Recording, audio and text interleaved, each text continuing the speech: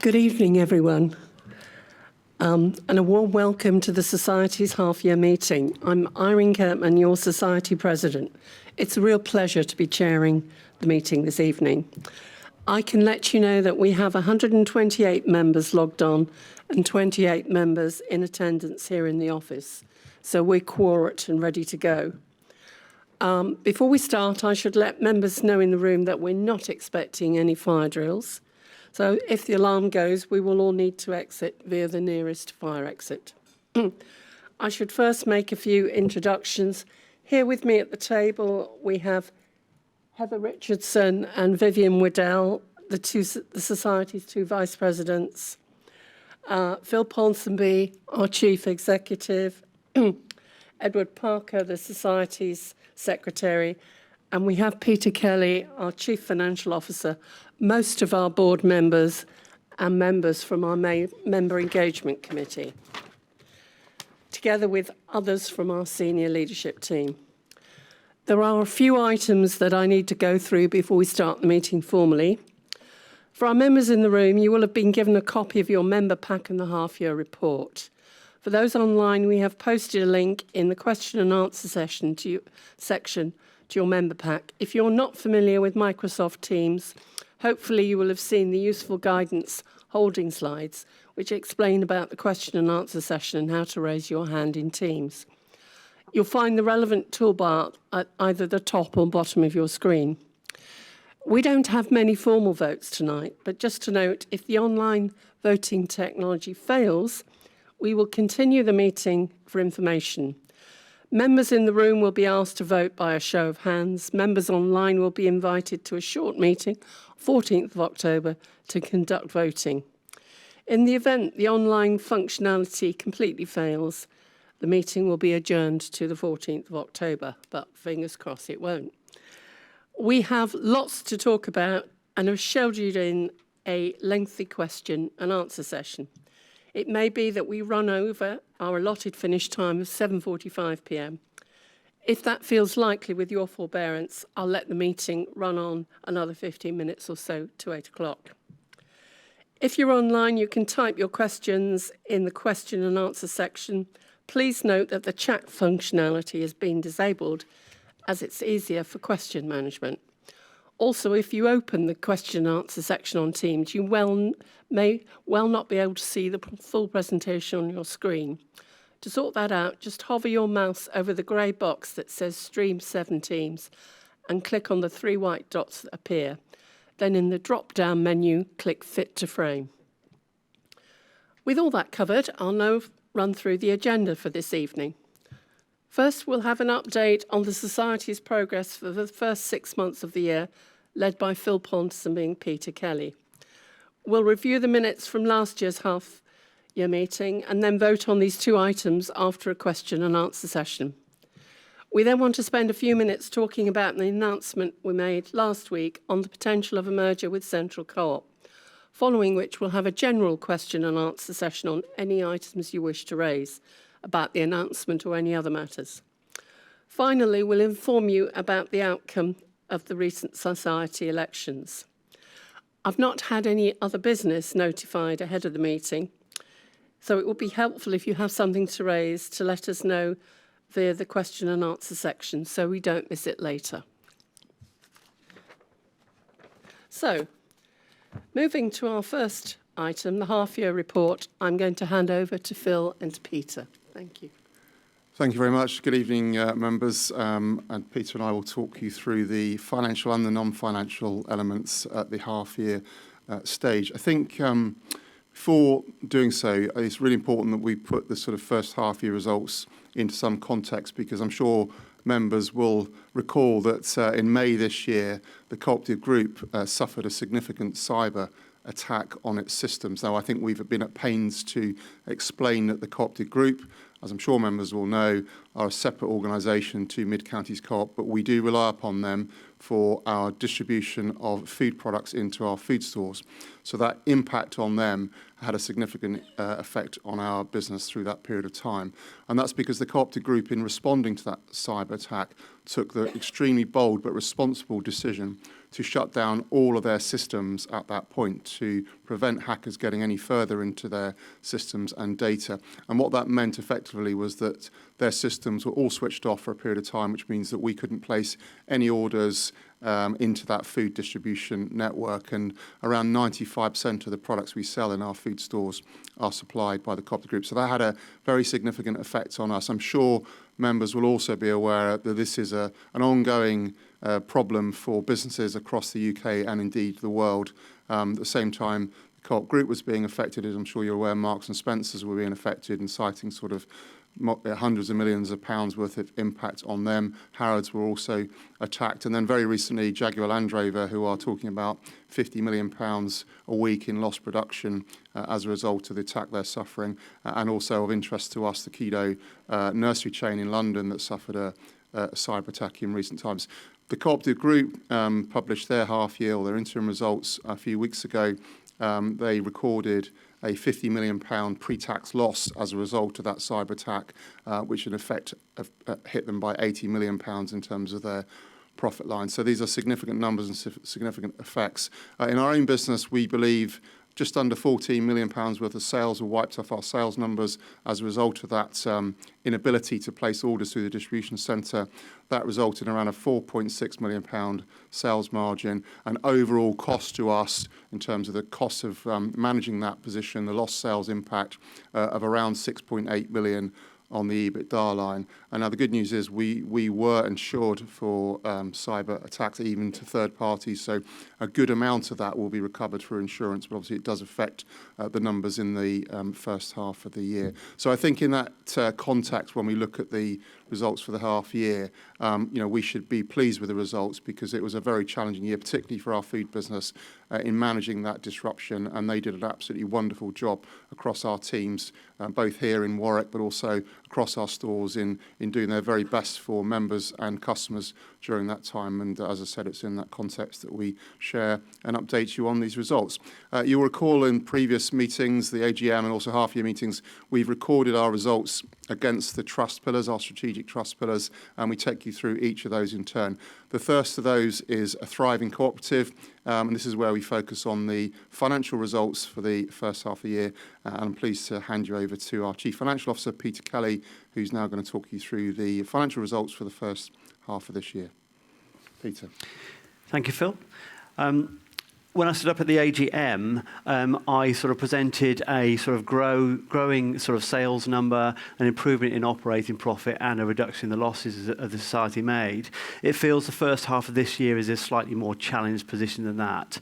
But with any challenged position, there are always areas of strength. And there are some challenges, and also we have to talk about cyber.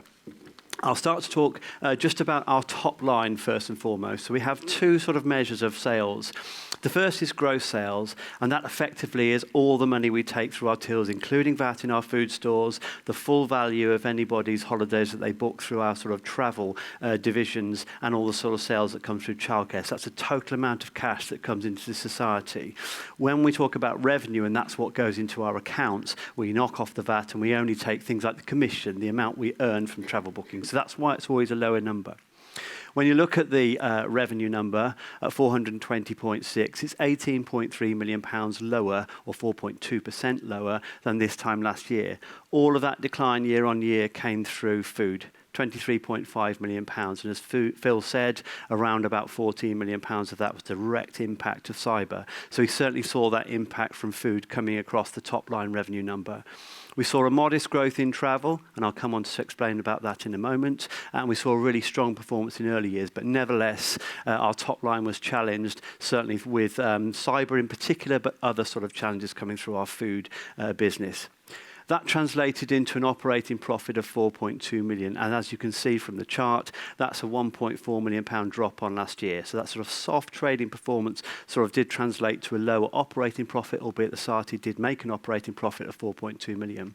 Some of the things that offset that loss were we saw a slight improvement in gross margin that the society made. We made 27.2 million pounds in this first half versus 27.2% versus 27 last year. There was a modest improvement in gross margin in our food business, and because of the strong mix of our childcare business, which is a high margin business, we saw that gross margin slightly ahead.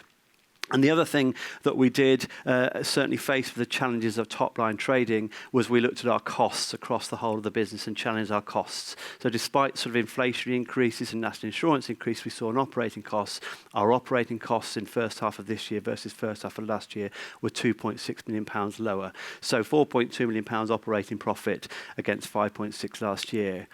The society, however, at the end of half one did make a loss. We made a loss of £5.1 million, and that is the same sort of loss that we made last year, as you can see.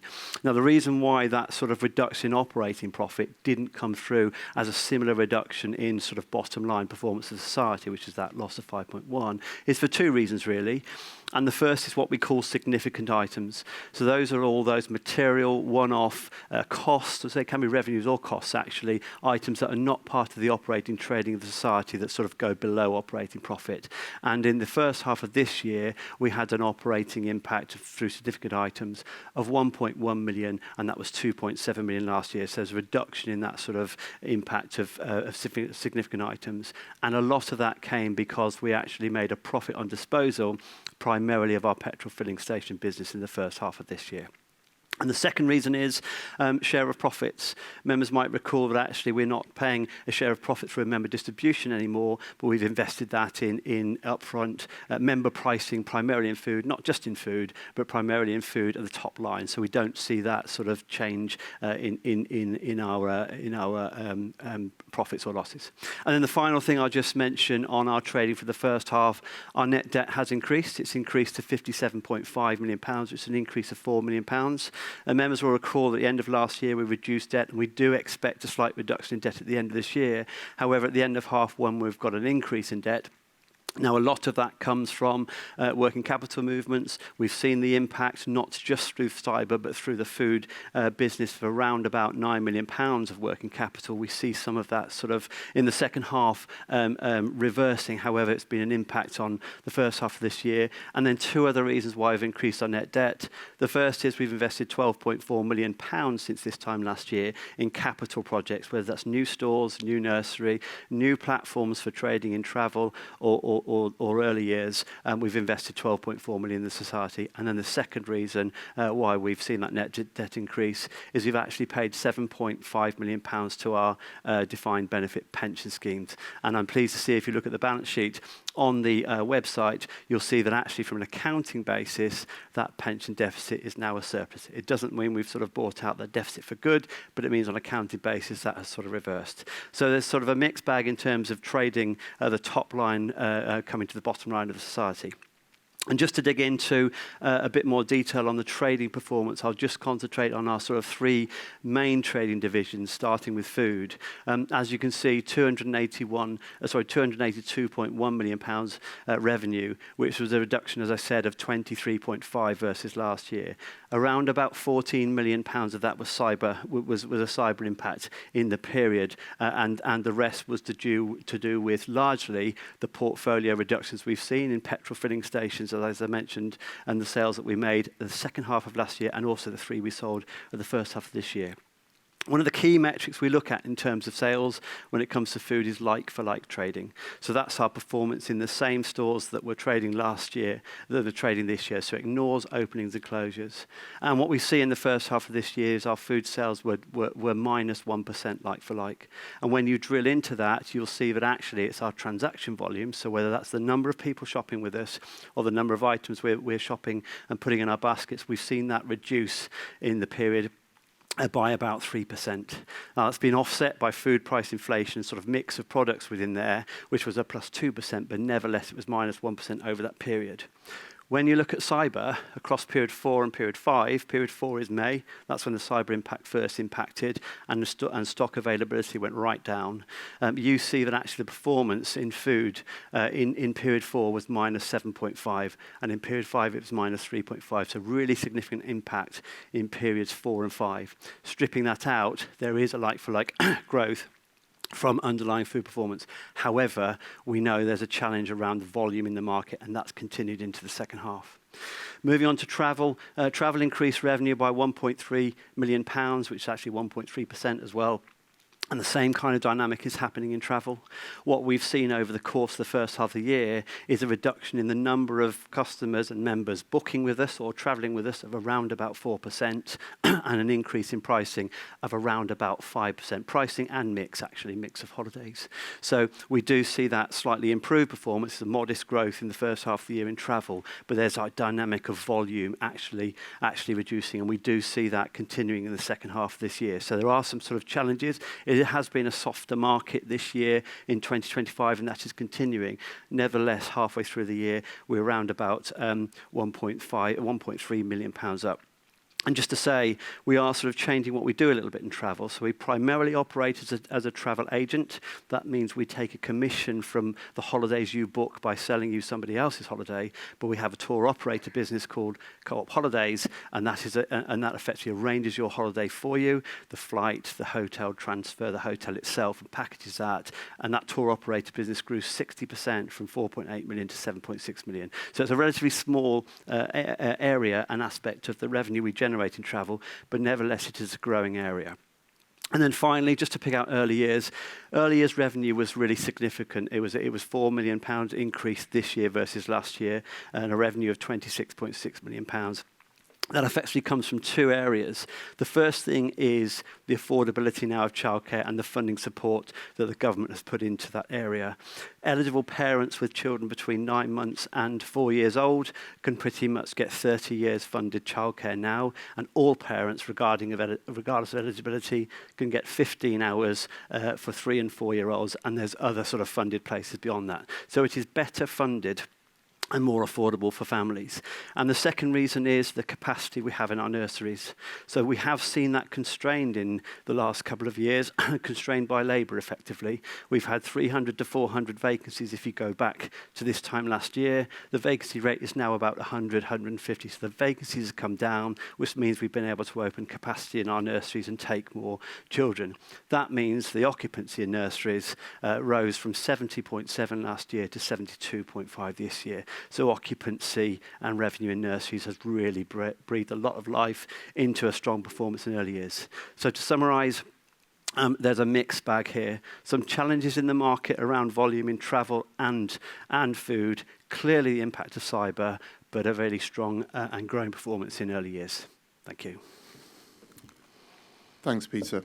As I said, obviously we're going to talk you through the financial and the non-financial results, and I think as members will know, that's always really important that we cover both the financial and the non-financial. So we're into the rust element of the trust now, and the first of those is remarkable colleagues. We're always proud to showcase the achievements of our colleagues, but this year for the first time we held our inaugural Remarkable Colleagues Awards event at the Heart of England Conference Centre, and it was a brilliant event which recognised colleagues who have gone way beyond the call of duty, colleagues who have given long service to the society, and also those colleagues that had achieved development through training and accredited schemes through training. So it was a fantastic first event to showcase the talents and achievements of all of our colleagues at that event earlier this year.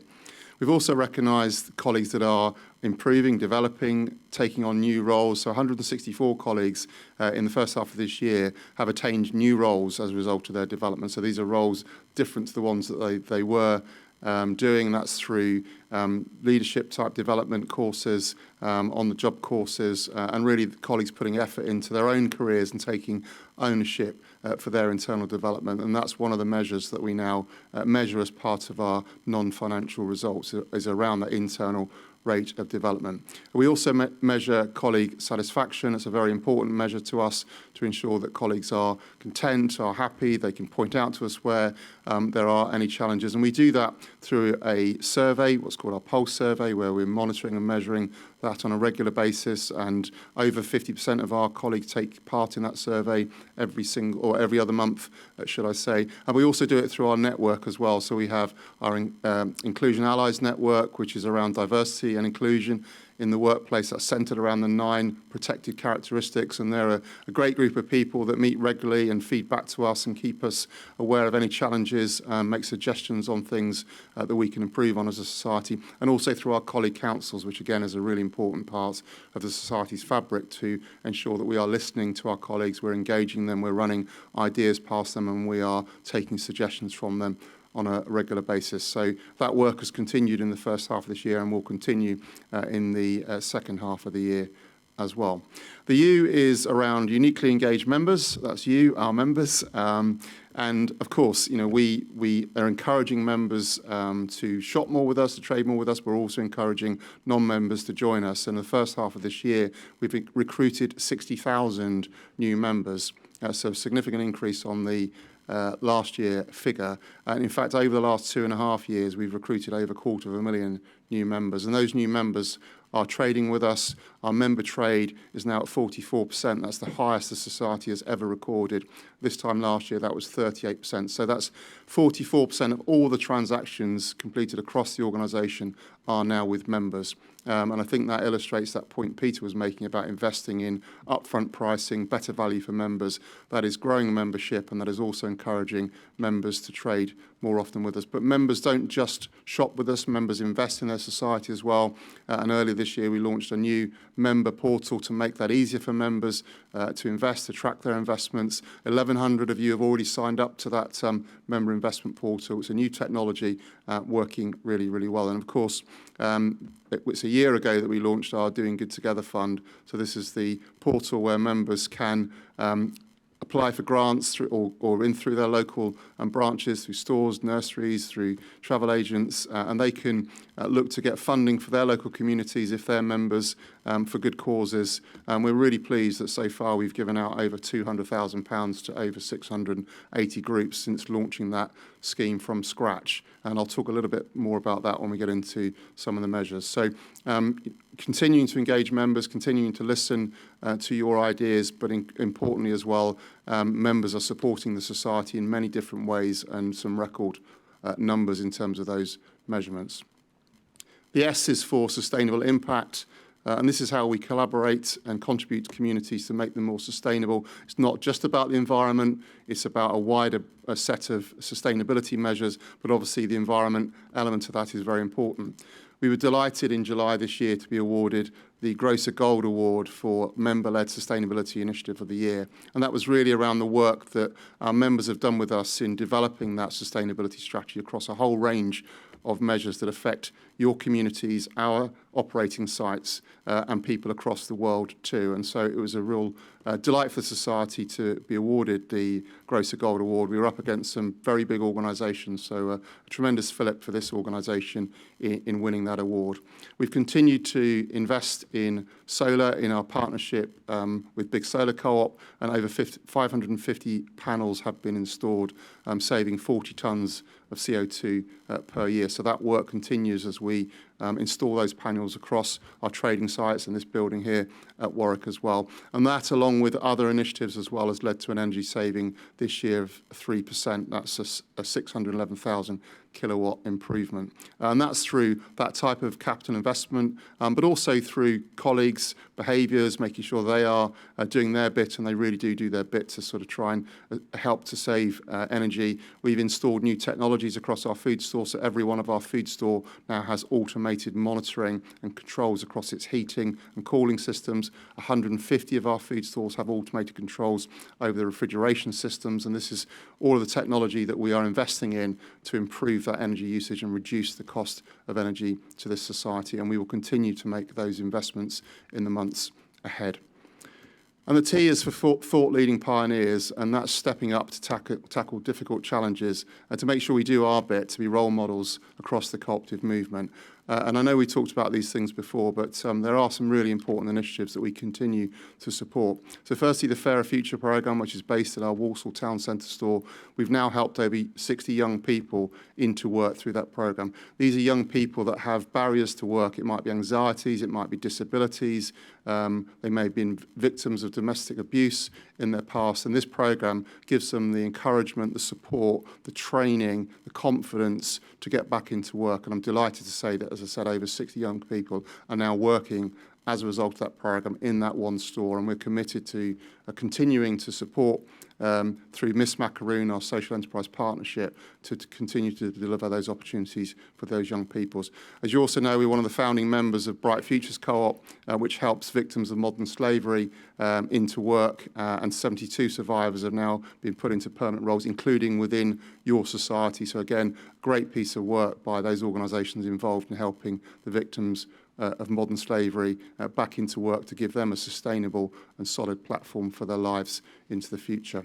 And as I mentioned, the Grocer Gold Award win, it's not the only thing we've won, and we're recognised by Ethical Consumer. We've also had a Grocery Aid Gold Award. That's for our support for colleagues. So we received that in terms of the support we give to colleagues for a whole range of areas, including mental health, things like wage stream in terms of financial support. And our Little Pioneers Nursery advertising campaign, which you may have seen. It was a great advertising campaign which we launched last year. That won a Hermes Gold Award for that advertising campaign. So continue to be thought-leading pioneers and to be recognised for some of those achievements throughout the media and beyond. So some good results there. And I think I mentioned earlier that in measuring our financial and non-financial results, we have very clear targets set by the board for us as an organisation, and this is a RAG rating against those targets set by the board. So at the start of the year, as part of the budgeting process, the board set a range of targets for management to deliver upon, and this is just where we're at the half-year stage. So as you can see there, on amber at the top there, just behind on sales, as Peter explained, mainly down to the impacts of that cyber attack in food affecting our sales position this year. I'm not going to go through every one of these. I'll sort of focus on the ones where we're not green. Pleased to say there's more green than any other colour, which is always a good sign when you look at it pictorially. But overall, obviously, there are some areas where we're a little bit behind. So the number of members involved in co-op activities, you can see there, that's 34,551 members in the first half of the year against the target, which was 34,904. So we're 400 members off the target. So we've encouraged a few more of you to get involved in the second half. We can certainly beat that target as we go into the second half. Energy saving, as I mentioned just now, 3% reduction. That's 611,000 hours. That's slightly off where we were meant to be, which was around 640,000 hours. So a bit more work to be done there. We obviously did have a very hot summer, as you may recall, and a hot summer does lead to increased energy usage. Our refrigeration has to work harder, our air conditioning has to work harder, and that has played into some of those numbers. So we again will look to make inroads into that in the second half. And then the only red item on there is actually the percentage of Doing Good Together community grants has been given out. As you can see, it's about 30%, just under 30%. And we aim to have given 60% of that away by the half year. So that is money that is sat there that's been awarded by the society for the community grants for the Doing Good Together Fund. So it's money there that we'd encourage members to apply for either through the portal or through your local branch. If you have a good cause that you're aware of that needs support, we have funding sat there to share with our community. So we'd encourage you to do that, and let's get that number into green in the second half of the year if we can. The grey one there is the number of community groups supported overall. That's a new measure without a target, so we're just monitoring that at the moment. But overall, as I said, more green than any other colours, and we will continue to focus on those other areas. Now, in a while, we're going to be talking about the announcement made last week, which is around about the society being in advanced talks with Central Co-op about a potential merger. But of course, on the 24th of September, we celebrated the fact that this society merged 20 years ago when the merger between the Oxford, Swindon and Gloucester and West Midlands Society was completed. So I think, very much to celebrate in terms of looking back as well as looking forwards as well. So this is just a short clip that we shared with colleagues and members during that time in celebration of what's been achieved by those merged societies over the last 20 years.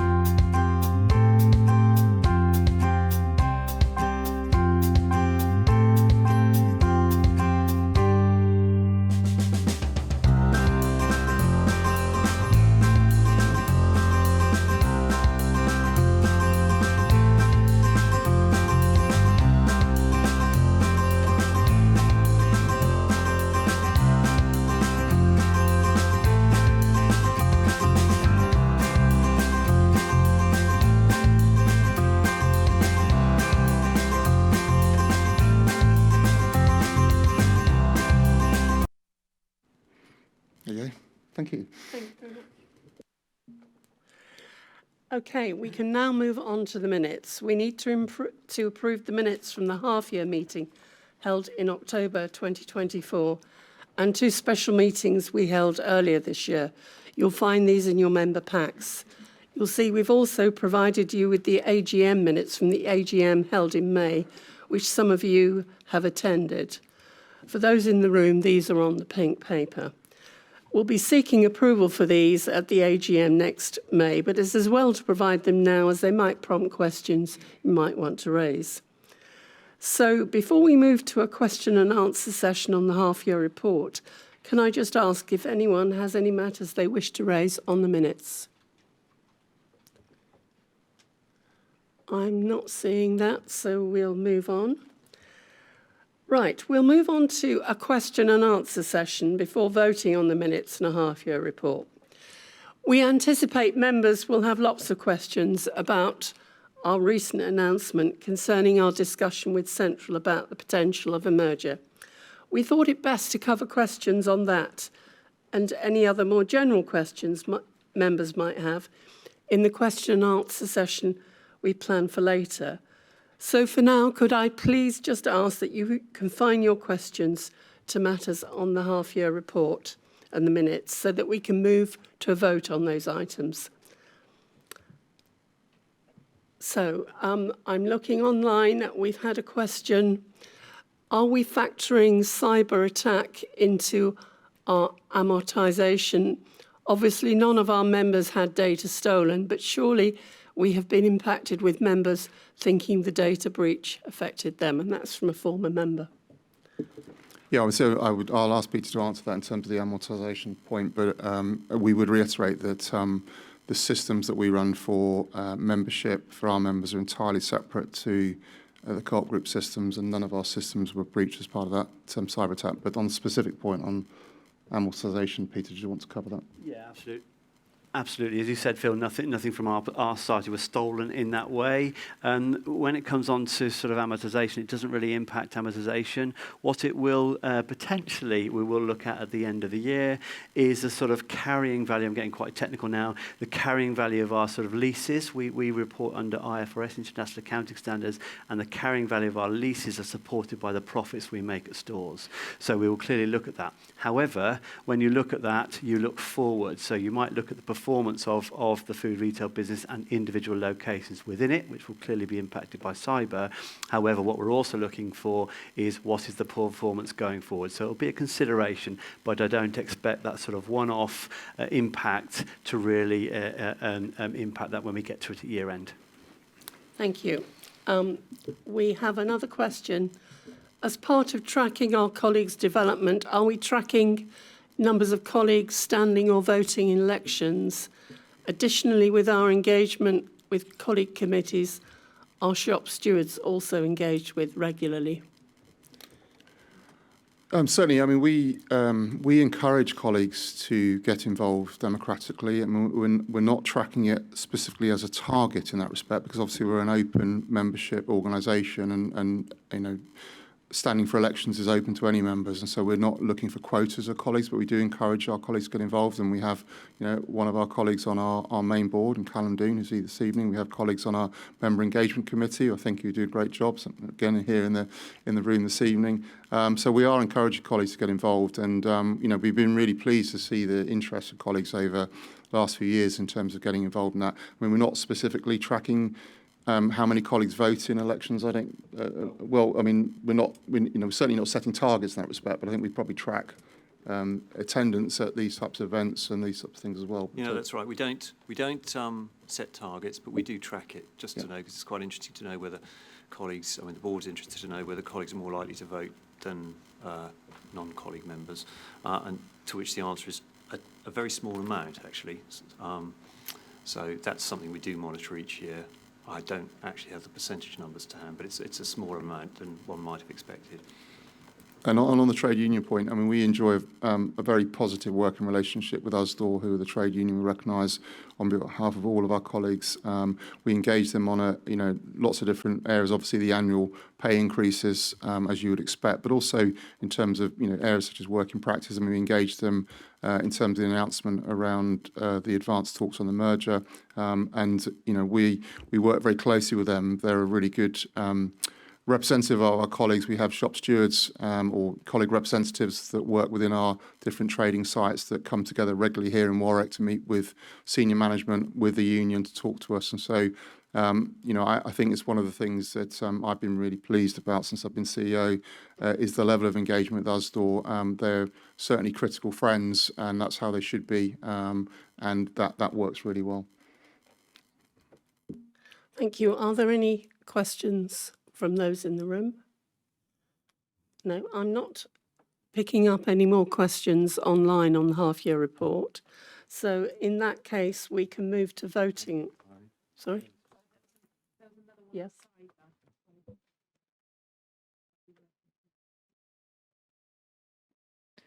Just there's another one on cyber I thought was worth picking up in relation to it. Did the Society of the Thank you. not hold insurance or contingency cover?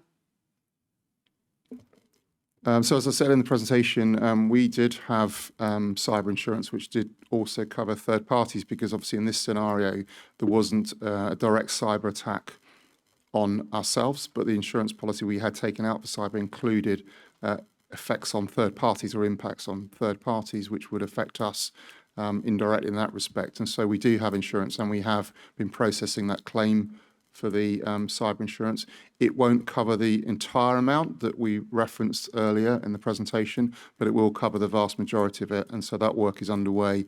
And the team here have done a great job in detailing all of that information, because you can imagine the insurance company wanted a lot of detail about the impacts and the justification for the level of claim that we're making. And that work has been completed in the main. We're continuing to assess the ongoing impacts, because some of the costs that the Co-operative group have incurred in their distribution network are recovered from us over time in terms of distribution case rates, cost of distribution. So it does take time to fully assess it. But no, I'm pleased to say that we did have cyber insurance for the majority of the impact on us. But clearly it does take time for that to filter through, and that's why we reflected that in the first half numbers.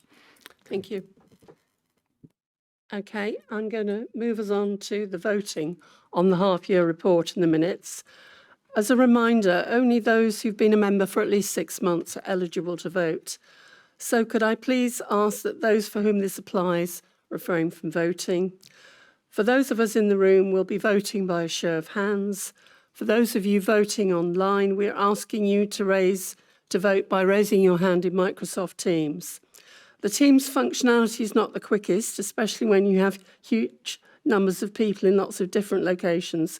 So we will be voting in reverse order from the norm, and it takes a little time. We'll start by asking those who wish to abstain to raise their hand, and then those who wish to vote against. With those votes taken, we are then assuming everyone else is voting in favour. I will advise you when to vote, and then once voting has closed. For those online, just in case you forget, we have the tech to lower your hand automatically within Teams, so you don't need to worry on that front. Finally, just to reiterate the point I mentioned earlier, if the voting technology fails us, we'll have a couple more tries, and if the issue persists, we'll invite you to another brief session on the 14th of October to conduct the voting. So with that covered, we can move to the formal vote, please. First vote is the adoption of the half-year report on behalf of the board. I ask the meeting to receive and adopt the half-year report to 26 July 2025, which has been approved by the board. So if you wish to vote abstain, please raise your hand now.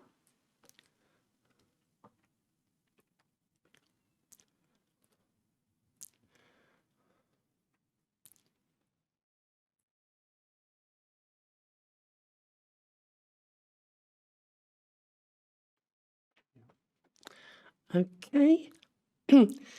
If you wish to vote against, please raise your hand now.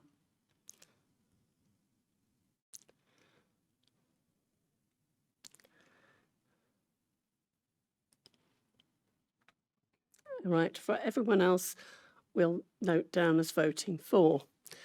The next vote is the approval of the meeting minutes. So these are the minutes from last year's half-year meeting. On behalf of the board, I'm asking the meeting to approve the minutes from the half-year meeting in October 2024. If you wish to vote abstain, please raise your hand now.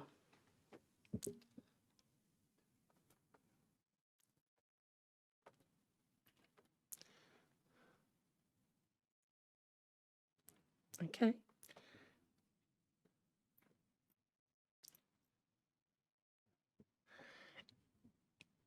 If you wish to vote against, please raise your hand now.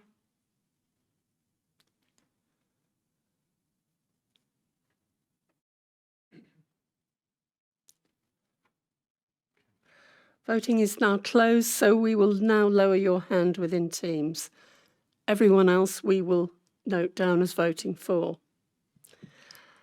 We can now move on to formally approve the minutes from the special member meetings held on 24th of May and 15th July.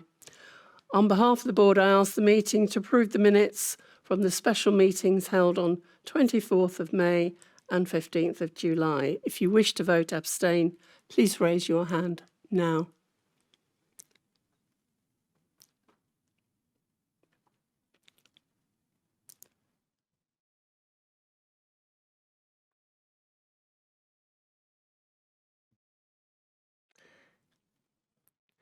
If you wish to vote against, please raise your hand now.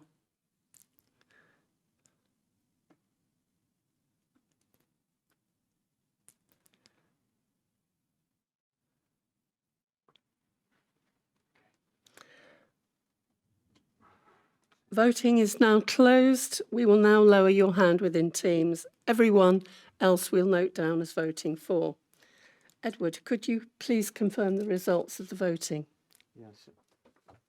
Thanks. So we've 28 in the room here, and we've 1 online. It was 202 while the voting was taking place. They're overwhelmingly passed. I had 2 abstentions, 2 against for the half-year report, 2 against for the abstentions for the minutes, 5 abstentions for the special meeting, and 2 against. So overwhelmingly passed. Thank you. Right, we'll shortly come on to our general question and answer session. But first, we wanted to take the opportunity to provide you with some information about the announcement we made last week around the potential of a merger with Central Co-op, our neighbouring society, which is headquartered at Lichfield. I'm sure many of you will have seen this video already, but just to bring everyone up to speed, earlier in the year, we began talking with Central with a view to working out how we can use our respective strengths to better serve our members and customers. These discussions moved on quickly to the possibility that merging our 2 organisations together would likely be the best way to achieve the ambitions we have.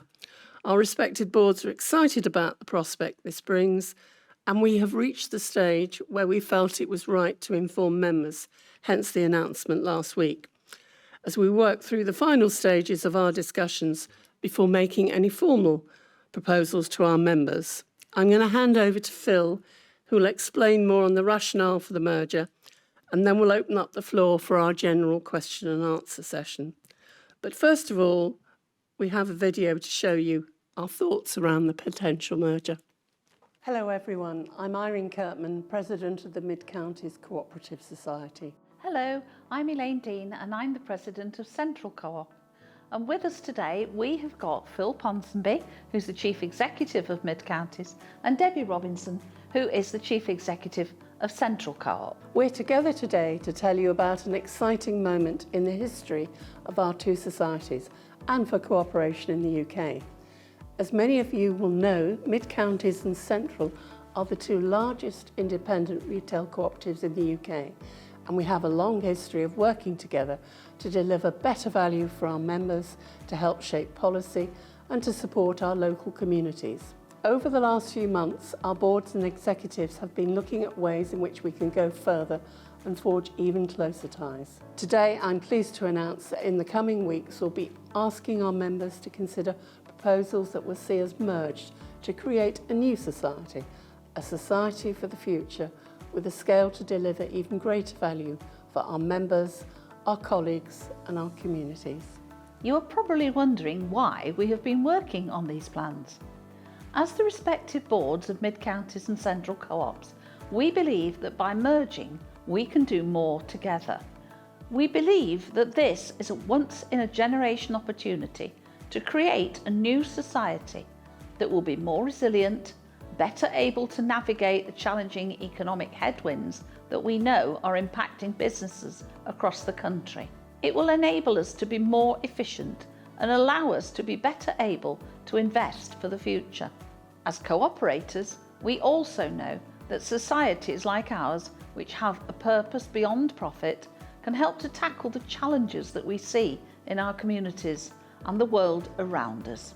The government has pledged to double the size of the cooperative sector, and that is an ambition we support, not just in words, but also in deeds. As a new society with greater scale and reach, we believe that there is an opportunity to continue to work closely with Co-op Group, whilst also having even more influence in shaping policy to help tackle injustice for all. It will also allow us to provide a framework for other cooperatives to thrive and grow. That means not just increasing the commercial opportunities for our new society, but also acting as a beacon for cooperation, whether that is through partnership, purchasing services or goods, or simply through leadership, advice and support. By creating our new society, we'll have over 1 million active members, 13,000 colleagues and a combined annual sales of £1.8 billion. We will have over 500 food stores, 170 funeral homes, 70 travel agencies and almost 50 early years nurseries, and more than 500 investment properties, as well as being the UK's only cooperative provider of phone, broadband and energy. And bringing our two societies together will allow us to reduce costs, create a platform for growth and cross-market a broad family of businesses. Our focus will be on offering better value to members, rewarding our colleagues and competing harder. Since the Rochdale pioneers founded the first cooperative more than 180 years ago, the cooperative movement has regularly seen societies join together to achieve more. Indeed, at Mid-Counties, we are currently celebrating 20 years since we were formed by the merger of the Oxford, Swindon and Gloucester Cooperative Society and the West Midlands Cooperative Society, while Central was formed by the merger of the Anglia and Midlands Cooperative Societies in 2014. We both have a rich heritage in our own right, but importantly, we share the same values and principles. Part of this is the commitment to remaining independent and fully owned by our members. That's why it will be for the members of each society to decide whether to accept these proposals, and we will be contacting you over the coming weeks to provide details of what we will be asking you to vote on and when these votes will occur. It is also important to stress that, should members choose to accept these proposals, our new society will continue to respect and promote the importance of regional identity, having a connection to and a positive effect in the communities where we operate.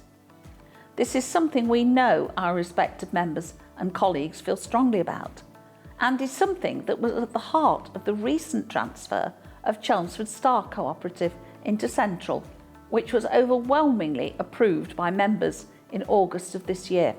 We want to make sure that every member in every region where we operate has the opportunity to ask any questions they may have of the elected boards and executive teams of their respective societies. Each society will therefore be holding several member consultation events ahead of the votes taking place, and we will be in touch to let you know when and where these will occur. Earlier today, we also told our colleagues about these plans and explained that at this stage it is very much business as usual, and we know they will continue to do a fantastic job serving our members and customers. Should the proposed merger be approved by members, then there will be a very considered process of integration as we become one new society. And Debbie and I, along with our business leaders, will be ensuring that colleagues are kept fully informed and also have the opportunity to ask any questions they may have throughout the process. We believe there are significant commercial and operational benefits in creating our new society. But this is ultimately about more than numbers, it's about people. By uniting our societies, we increase our ability to deliver value for our members and communities across the country. For our colleagues, it means more rewarding careers, greater opportunities for development, and it means that we can combine our respective strengths to create a new society that is built to thrive for the long term. So thank you for listening, and thank you for your loyalty and continued support.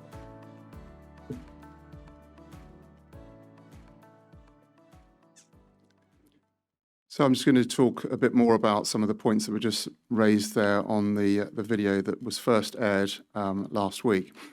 Firstly, I think as members that will have been here back in 20 years ago when this society was formed, the merger between Oxford, Swindon and Gloucester and West Midlands, mergers are ambitious plans to bring together co-ops for the greater good of those organisations. And I think throughout the history of co-op mergers, that's tended to be the outcome of those mergers. In this case, you know, our ambition between two societies is to create a new society for you, our members, that, as Debbie said, will have £1.8 billion per annum in revenue. Over 1 million active members. That's a significant number of you as members who are active, engaging, voting, shopping, trading with the society, but also 13,000 colleagues, so a significant number of colleagues across the collective organisations, which creates lots of opportunities for colleagues to work in different parts of the business over time. And I think that's one of the great things that was achieved in the merger of Mid-Counties Co-op, is it opened up new opportunities for colleagues to work in different parts of the business as they develop their careers. Indeed, earlier today, we celebrated the service of one of colleagues here that had completed 40 years service, and she had been at the former West Midlands Society and talked a lot about how that had opened up opportunities for her. We'll also have, as Debbie said, over 500 food stores, 170 funeral homes, 70 travel agencies, plus our personal travel agents, plus our consortium members as well. So in travel, we've got a lot of channels, obviously, that will be part of this plan. We have post offices as well that aren't named there. Of course, we operate over 70 post offices ourselves. And so, again, post office is an important part of that future.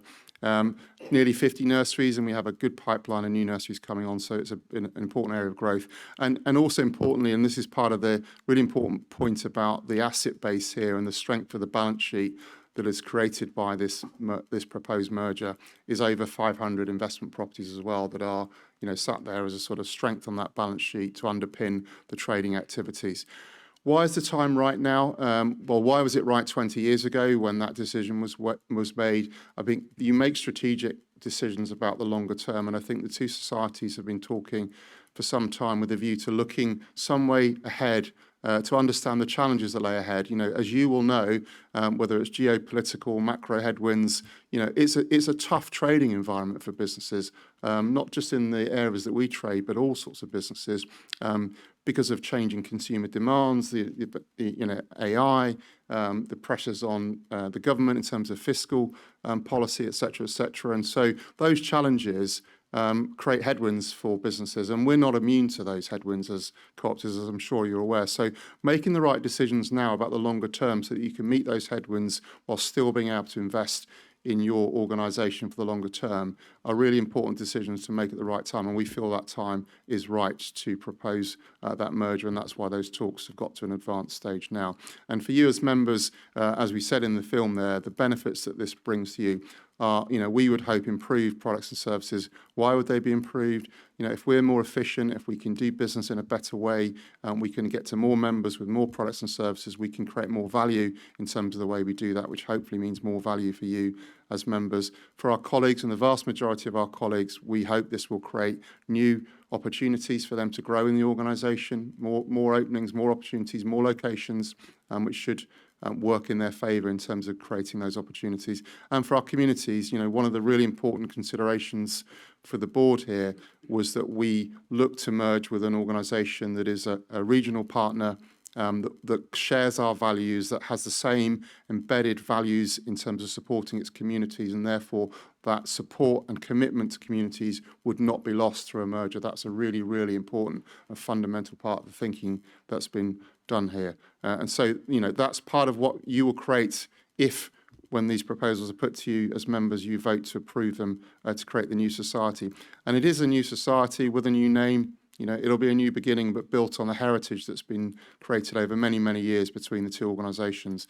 It will be a very strong commercial cooperative. It will be unique in the UK, unique in terms of cooperatives, but unique in terms of any business. There is no other business that's running food retail and funeral services and nurseries and travel agencies and post offices. That is a very unique organisation, and hopefully you will agree, a very special organisation as well for the long term. And as you heard in the video as well, actually becoming a beacon for the co-op movement more widely. There's over 7,000 cooperative organisations in the UK, and lots of them have interests in digital design or legal services, or lots of areas where we as a cooperative organisation could reach more of those other co-ops to do business with more co-ops and create a real ecosystem for co-ops across the UK. And that's a big part of the ambition if this merger is to be delivered.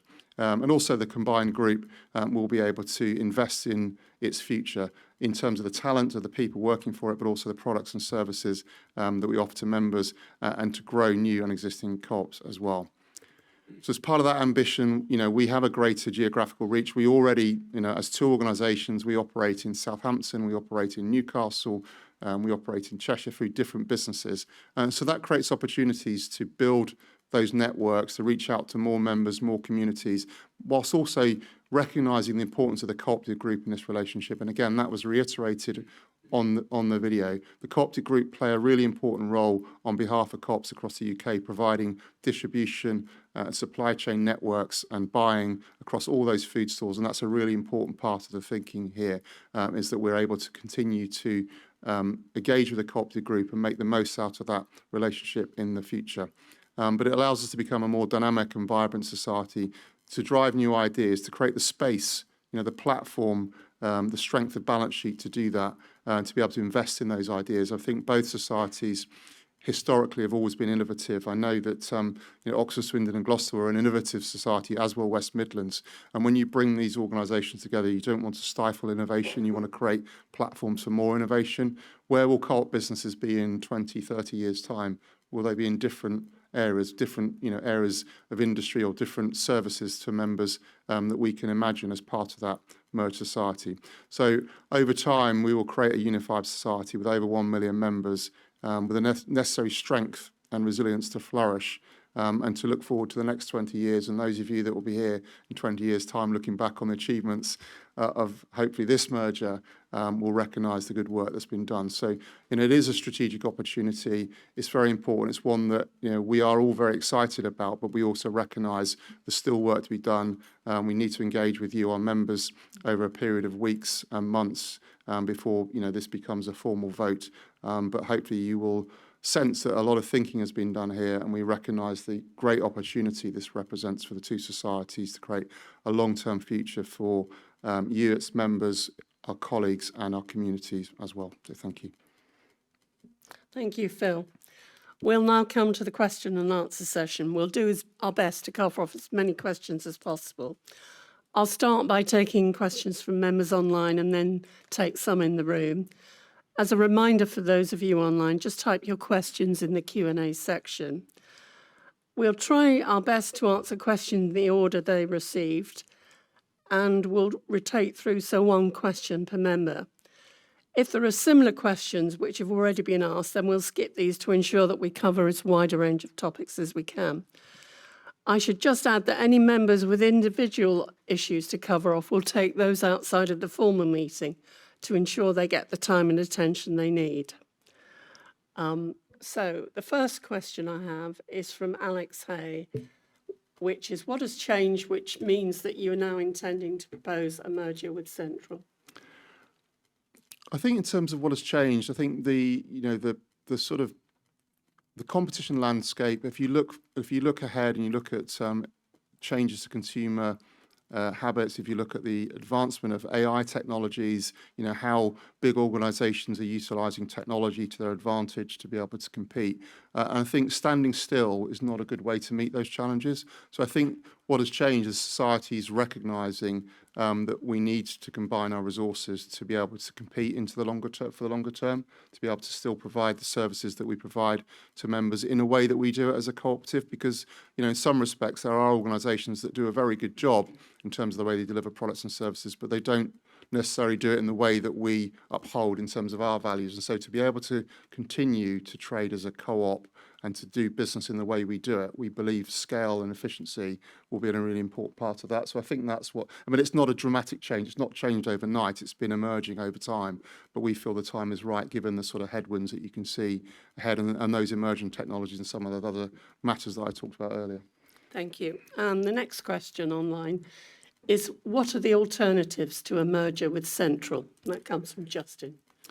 Well, as I said, it's a strategic thought process. So, the merger, we believe, will give the scale and resilience for the longer term. But of course, the society has alternatives. Society can continue as it is. It can make decisions around how it ensures it's efficient for the longer term. That might mean, considering which businesses it runs for the longer term, which assets it holds on to, the sorts of things that a business would do ordinarily. It could look at other societies to merge with, but I think when we've worked through that as a board, the board very much see Central as the best partner for the society right now because it's a neighbouring society. It's of a similar scale. It is a merger of equals in that respect. We have shared values. We've been working quite closely, the two societies, for a number of years around member service. Of course, we acquired the travel business from Central some years ago, and they acquired our funeral business, and we've continued to deliver services for both sets of members into those businesses. So there's already a very close working relationship, and that's why we feel this is the best option. But of course, if the members didn't approve the merger, the society would continue to take the decisions it's taking and to look at its businesses in the way that it's looked at for the last number of years. But I would stress that I think on balance, we very much feel this is the best long-term strategic solution for the society, albeit, you could make that decision some way down the line if you really needed to, but we feel the timing is right. Thank you. Any questions from in the room? Not so far. Okay, we'll carry on with the online questions. A couple of questions on pensions. What is the pension situation for Central Co-op? And is Mid-Counties profitable, and does it have a pension deficit? I'll let Peter answer that one. He's been doing a lot of work on this with his counterpart at Central Co-op, so I know he has intimate details.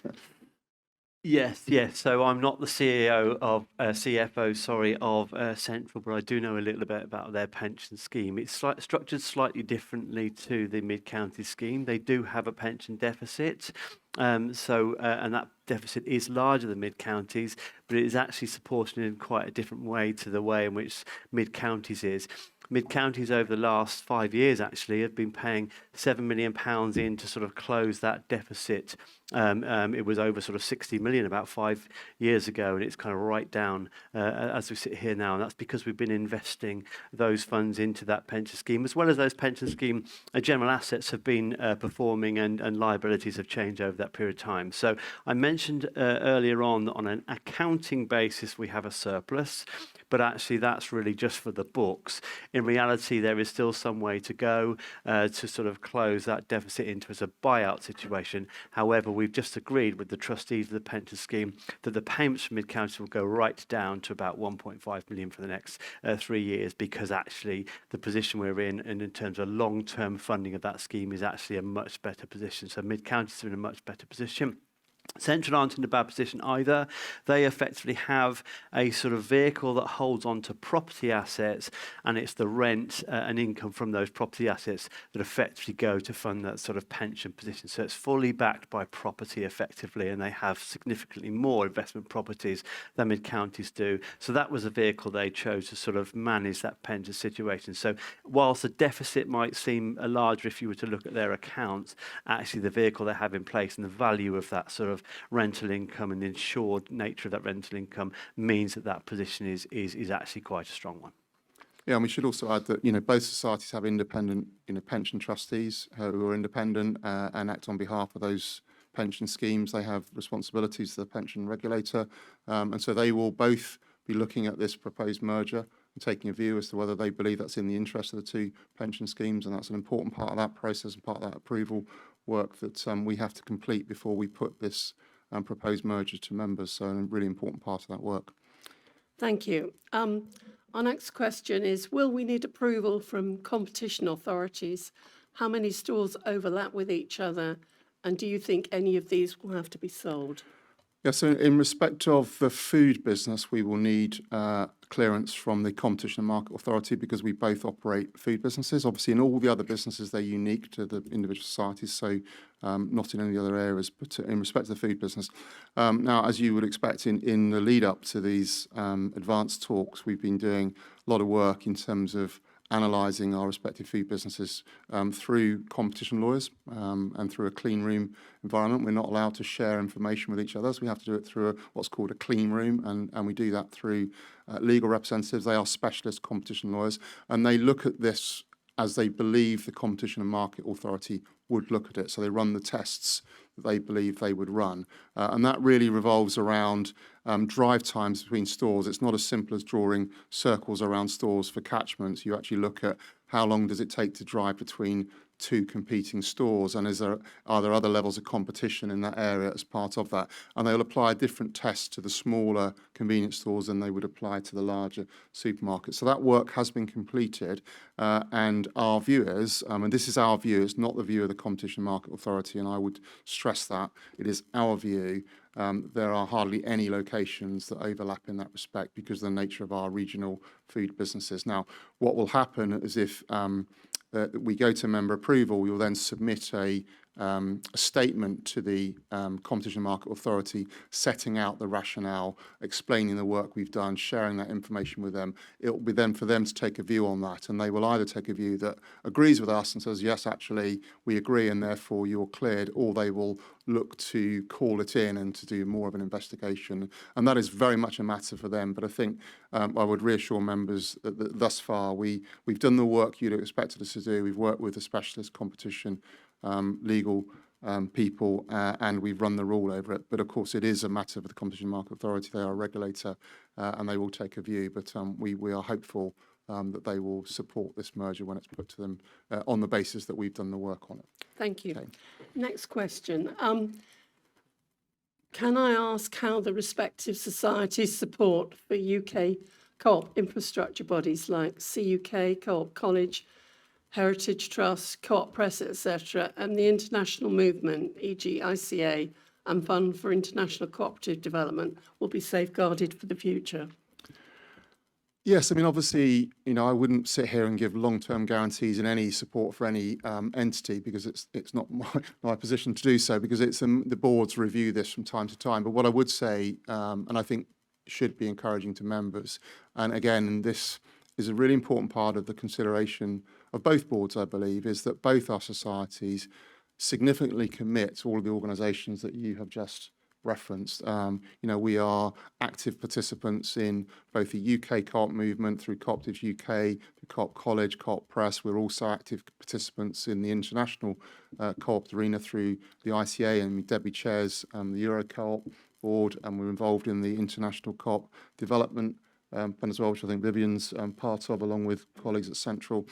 So there are lots of examples of where both societies are already committed in terms of cooperative movement, and also other bodies as well. The Plunkett Foundation is another good example of where we support an organisation that does obviously helps community groups get community interest operations off the ground. And so, this should allow us to continue to do that work and some, because of the nature of the merge that's being proposed. But I think a really important consideration for the society and members is to ask that question and to say, are we going to, maintain that level of support? And I'm sure Central Co-op members will be asking exactly the same questions of us. And as I sit here today, I think that's very much the plan.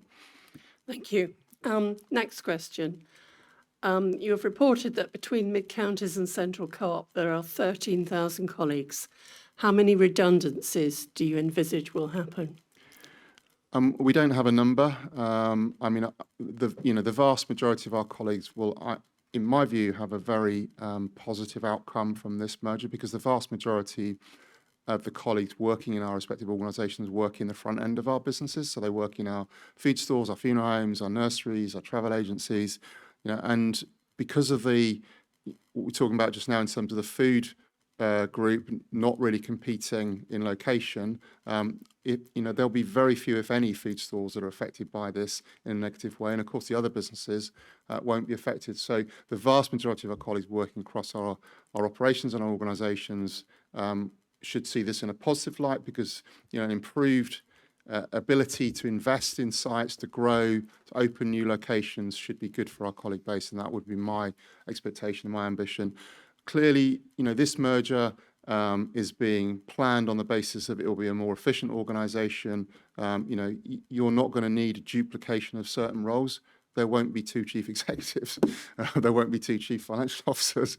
And that's just a reality, as you will know, if you look back on mergers historically. Over time, societies work to integrate and decide what roles are required for longer term. But, my hope is that, these are 2 regional societies that are closely headquartered. Lichfield's not very far from here. If you think back to when the Mid-Counties Co-op was formed, Oxford, Swindon and Gloucester had an office in Oxford.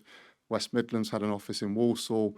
It took 6 years to build this building or open this new office and move people around. So it does take time to integrate societies. And as I said in the video, we will take a considered and careful way about that. But I absolutely wouldn't sit here and say that there'll be no redundancies, because there undoubtedly will be some. But obviously we will work with colleagues in a considered way. We'll want to make sure that we're taking account of colleagues' own interests, because some colleagues may see this as an opportunity to move on, to retire, to do different things, change roles. And that's the way we do things as a cooperative business, and that's the way we will, that we plan to do it. But we will obviously keep colleagues advised on that over time. And for now, it's very much business as usual for all colleagues, and we'll take the time to make sure we engage with them properly over that course. And that's why, again, USDA are important to that partnership and relationship as well. So having good dialogue with them and talking about plan to them is very important. Thank you. Different tack here. Roughly, what may be the timeline for the completion of the merger and the potential cost of integrations of systems, etc.? Yep. So in terms of timeline, we've not laid out an absolute timeline yet, but expectation is that as I think you said in the video, we'll be updating members in the coming weeks on plans to put the proposals to members. If we put those proposals to members, we would envisage a series of this is on the Mid-County side, a series of member engagement meetings where we would meet in your locations on a sort of location by location basis, for you to be able to ask lots of detailed questions, give us feedback, consult properly before we put it to a formal vote. So expectation would be that on that basis, the formal vote would be later this year, the first formal vote. So the way it works is at the first formal vote, 2/3 of members would have to approve the proposed merger. And then after that, there'd be a second meeting where a simple majority would need to approve it. So we would expect those meetings to take place this year if the plans go ahead as planned. And that would then lead to a legal completion early next year, at some point early next year. And again, that would depend on the regulatory bodies that we're engaging with, obviously the Competition and Market Authority, the Civil Aviation Authority, Ofsted, Ofgem, Ofcom, Financial Conduct. So there's quite a few regulatory bodies that we've got to work through as part of this process. So the timing in some respects would be dictated by that work with them. But that would be the plan in terms of the timeline. Thank you. Next question. What are Central really good at? Where will be our biggest learning opportunities from a merger with them? Well, they run a great funeral business for a start, and that's why we made the decision to sell them our funeral business some years ago, because we could see they were very good at that. They also run a good food business.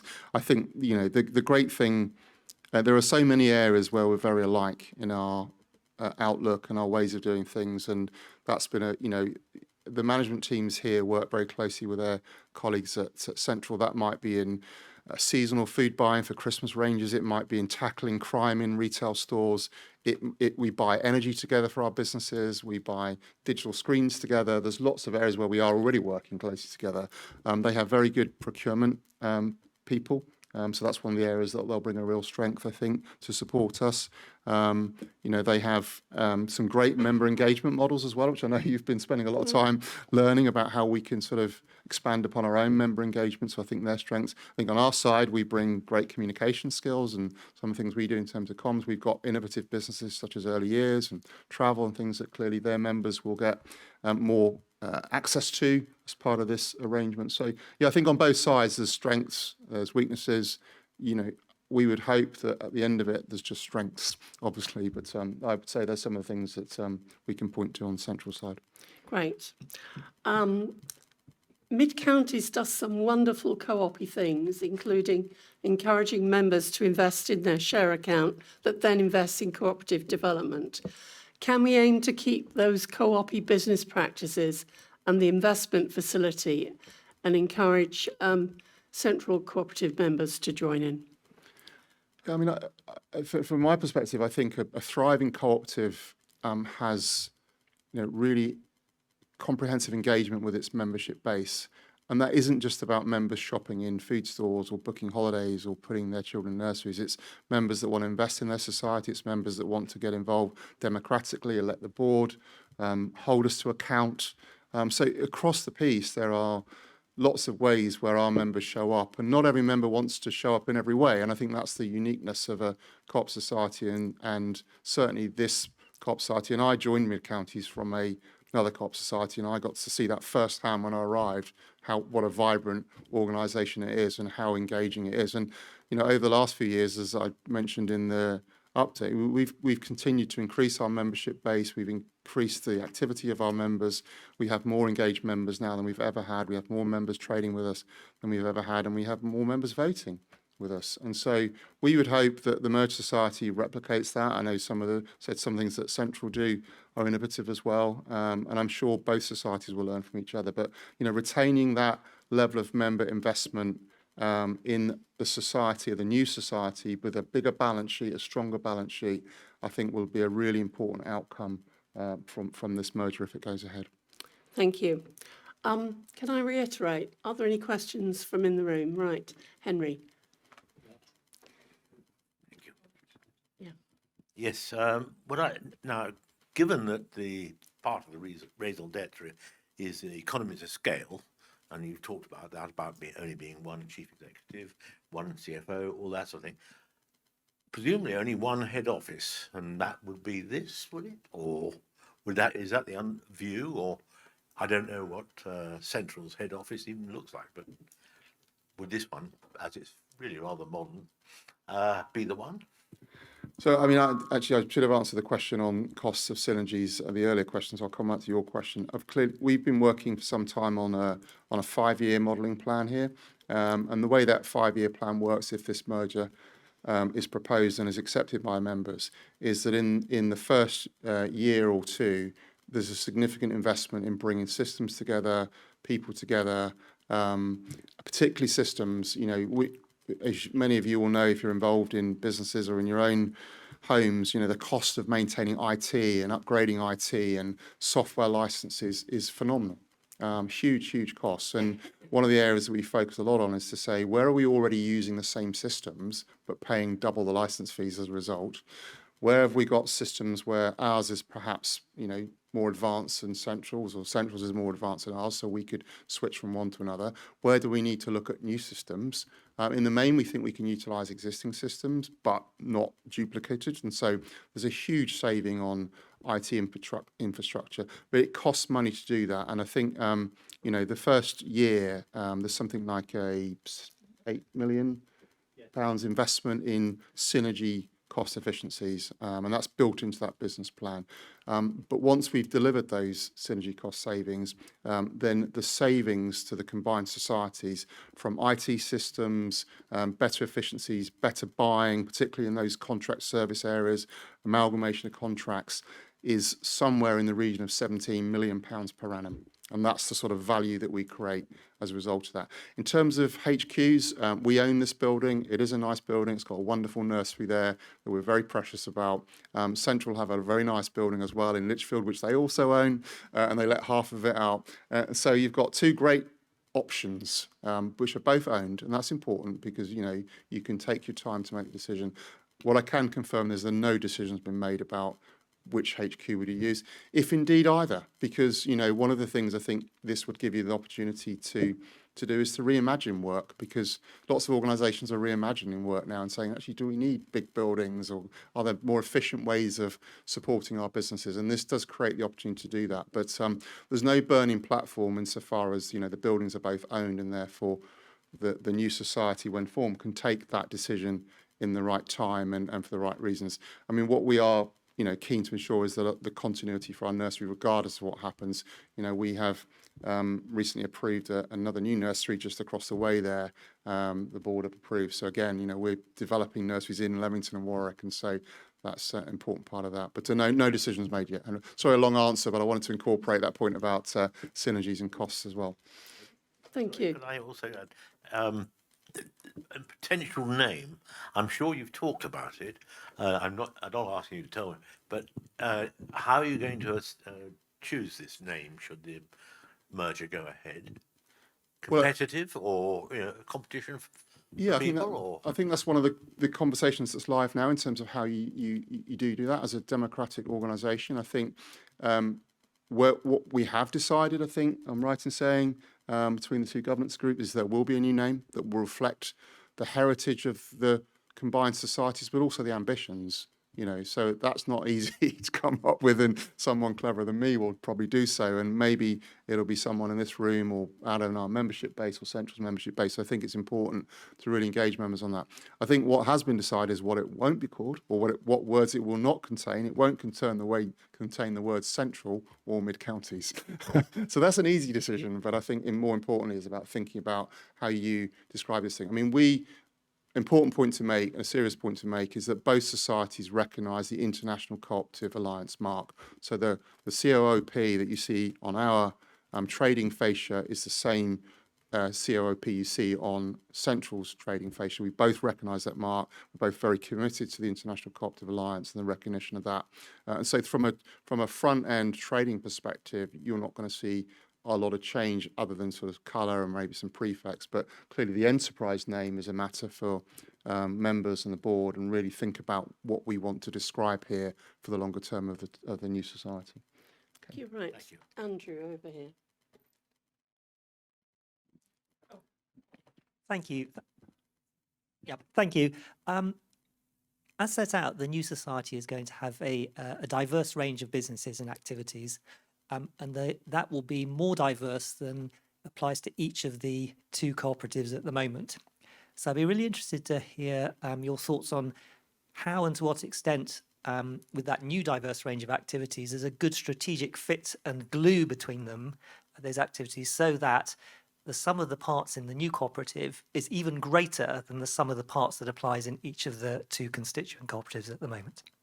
Yeah, and that's a great question, Andrew, because whenever you look at, and I'm sure, very expensive management consultants will look at businesses and look at, and you look at some of the turnarounds that have taken place in some large organisations where they've talked about getting back to our core and our core competencies and, removing all these items on the periphery. And it's perhaps a natural go-to, particularly for big corporate organisations.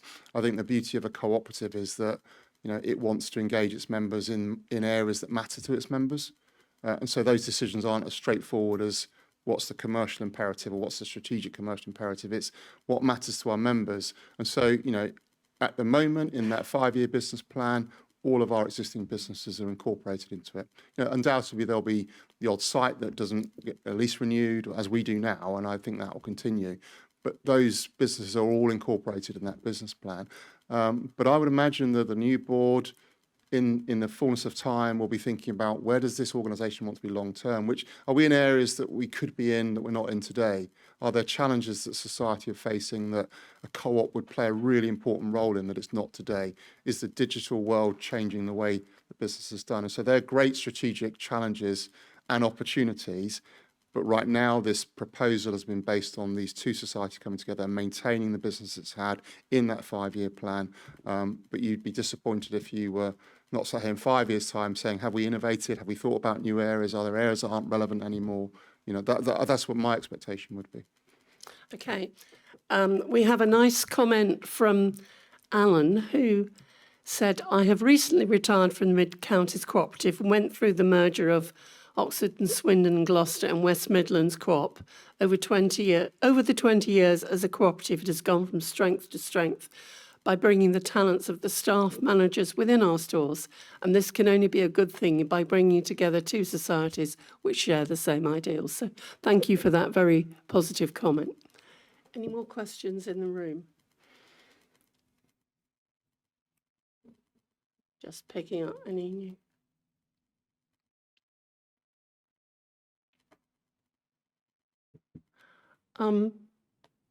What does the future of mid-counties look like if the merger doesn't go ahead? Well, I think, as I said earlier, you know, at the moment, we've put a lot of time and effort into this, as you know. The board have been involved in that from day one, and you know, we're very confident that when put to members, members will see the benefit of this and will support it. But of course, there's always a risk that you don't support it.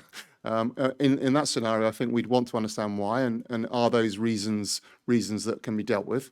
Because this is your society, and ultimately, if there's reasons why you didn't want to do it, we'd want to understand those, and we want to work with you to see, well, actually, can we fix those reasons? If we genuinely believe, as we do, that this is the right long-term outcome for the society. But if members, you know, didn't approve it, then we would continue to operate as Mid-Counties Co-op, and as I said earlier, we'd continue to make, you know, the decisions we'd need to make as a society around how we ensure our business is efficient for the future, how we probably reduce our debt position for the longer term. And Peter mentioned about the investment we've been making in the pension fund, the closed pension fund over the last number of years, a significant investment when you look at quantum, but absolutely the right decision, and that's put the pension fund in a much firmer position. I think we reached an agreement with the trustees to sort of significantly reduce that investment going forwards, which means that money is now available to invest in other areas of society potentially.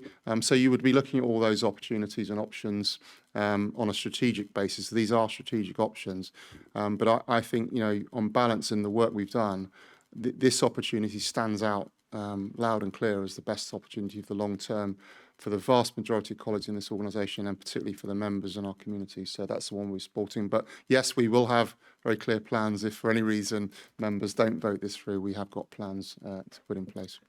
Thank you very much, Phil. I think I'm going to conclude that session now, unless there are any last-minute questions. So to all members, if you've still got points to raise and they haven't been answered this evening, then please get in touch via our usual communication channels. We're now going to turn to the elections, which closed recently. I will ask Edward to give you the details. The clicker.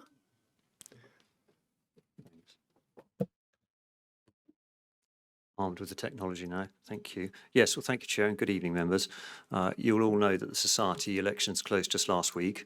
As usual, we had two sets of elections for our Board of Directors and for the Member Engagement Committee.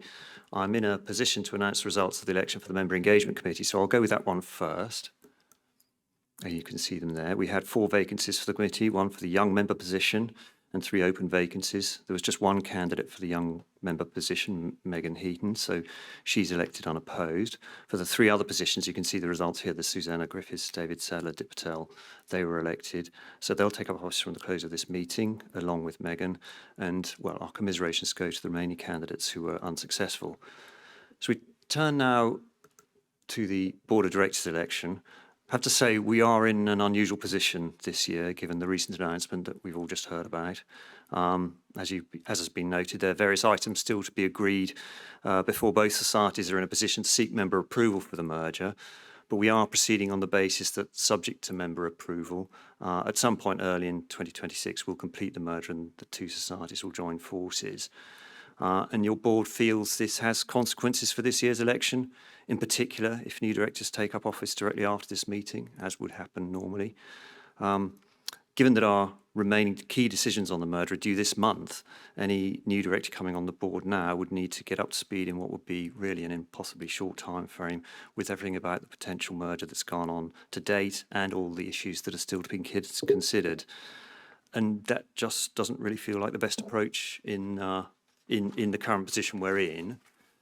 So your board believes it would actually make more sense and be in the best interests of members to retain the existing set of directors to make the necessary decisions this month on the merger and to see it through to its conclusion, if that's what's proposed, given they've been involved in all the discussions to date, and if we're to go ahead, it's planned to complete the merger in just a few months' time. So with that in mind, rather than formally announcing the results of the board election, as would normally be the case, I'm informally advising members of the outcome of the election. So the words are important here, clearly. So just to move on, here is the outcome of the board election. What this means in practice is that those candidates listed in the top 5 positions on the left-hand column won't take office as directors from the close of this meeting, which is what would normally happen if I was formally announcing the results. And that'll remain the case if the board agrees to proceed with the merger. But if the merger doesn't go ahead for whatever reason, then I'll formally announce the results and they'll become directors at that point. And we'll know within at most a couple of months whether we're going ahead with the merger or not, so there won't be undue delay here. I hope that's clear. It's unusual and the timing has not been on our side in terms of the elections, but hopefully you can all understand the rationale. There is just one final point. I do usually advise members each year of the voting numbers. This year we had just over 16,000 members vote in the board elections and just under 14,500 vote in the MEC elections. That is a marked reduction on last year, where some of you might recall we had around 35 members voting in both elections. 35,000, sorry. Yeah. The principal reason for this is that we moved this year's election online to the extent that we possibly could, and it's very clear that fewer people vote online than if sent a ballot paper in the post. We tried to counteract this by writing to members whose emails we don't have to let them know they could receive their ballot paper in the post, but clearly we need to think this one through again.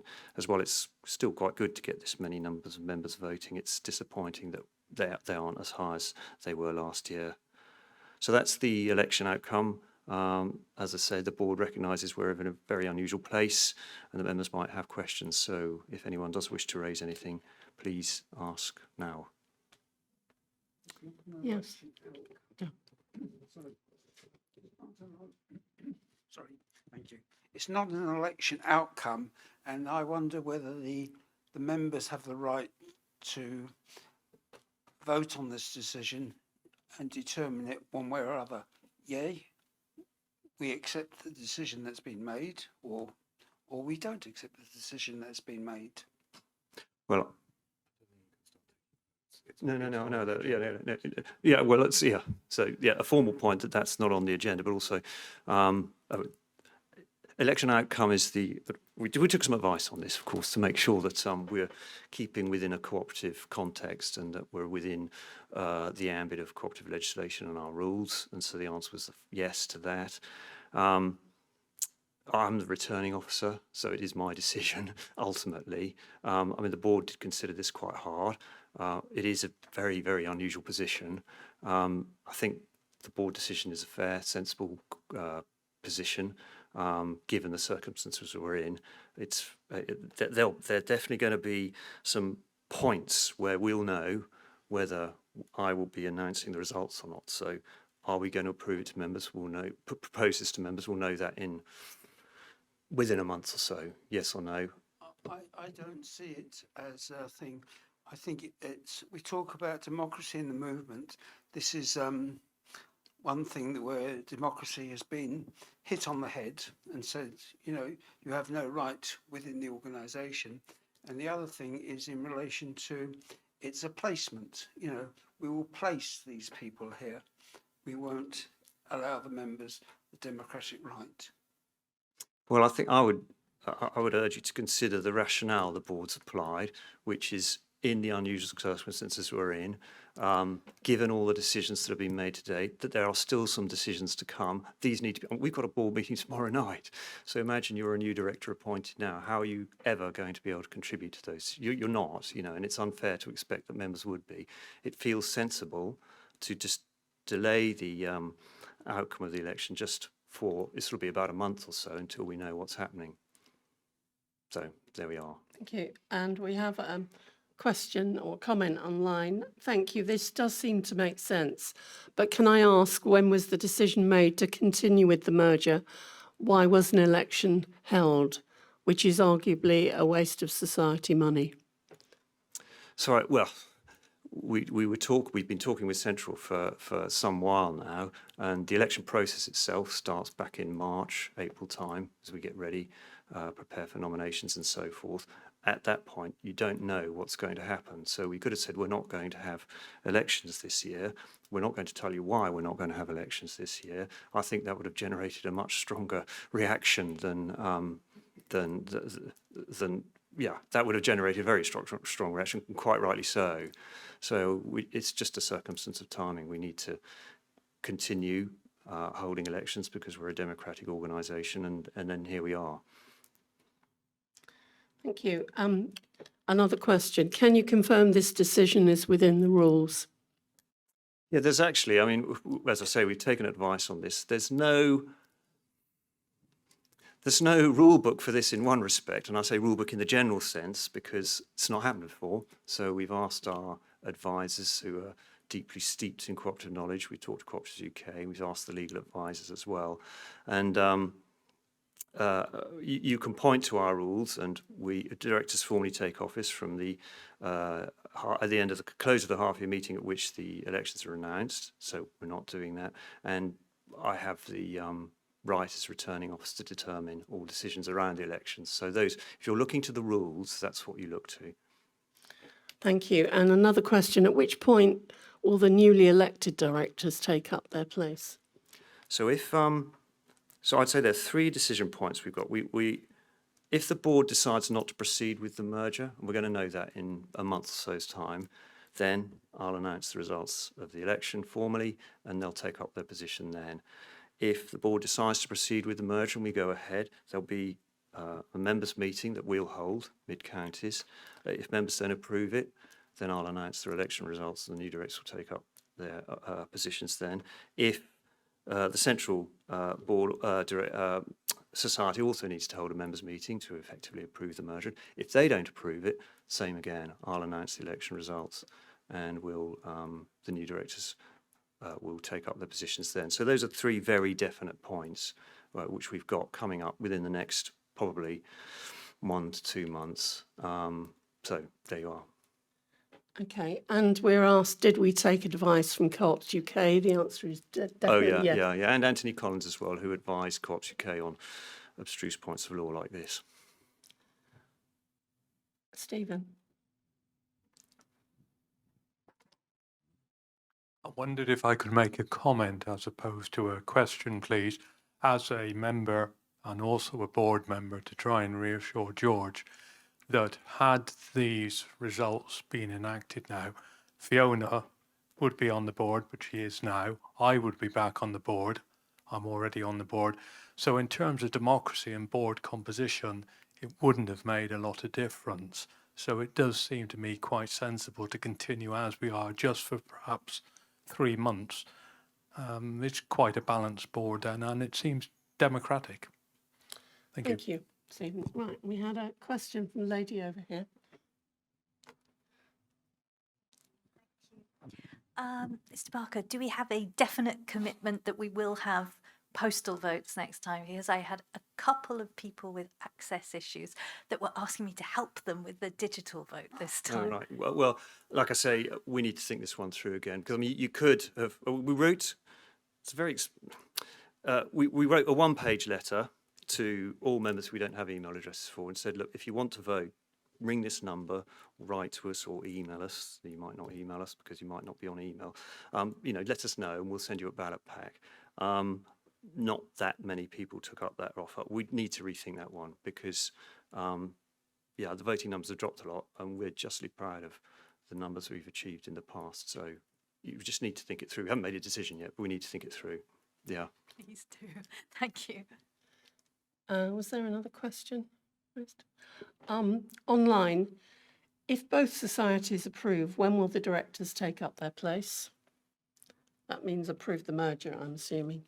Well, a new board will come into position at the date of completion of the merger, so sometime in the new year. Yeah.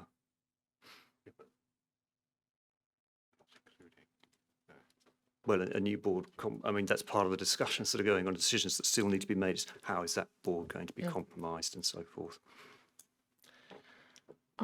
If there are no other questions or comments on this, I'm going to move us on to any other business. Does any member have any other issue that they wish to raise?